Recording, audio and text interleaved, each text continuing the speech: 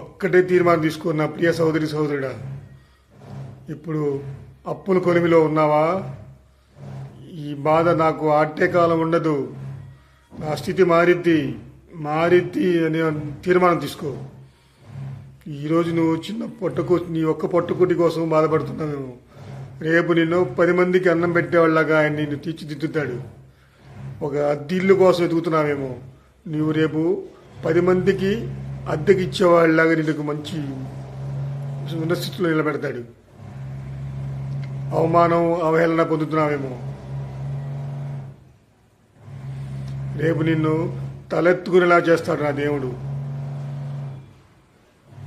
నలుగురు ముందు నిన్ను తలెత్తుకునేలా గౌరవంగా బతికేలాగా చేస్తాడు.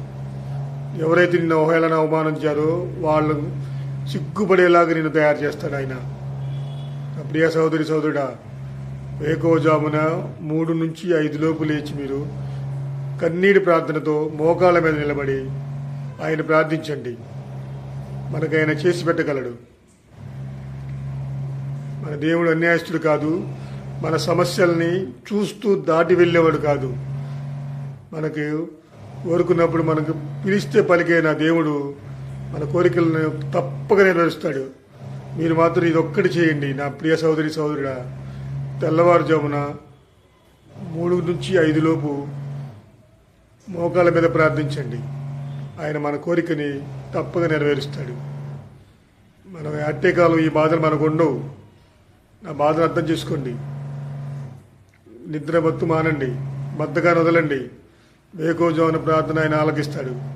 ఏంటి అందరు నిద్రపోతుంటే నా నా బిడ్డ అయితే ఈ టైంలో నాకు ప్రార్థన చేస్తున్నాడని ఆయన ఆలకిస్తాడు.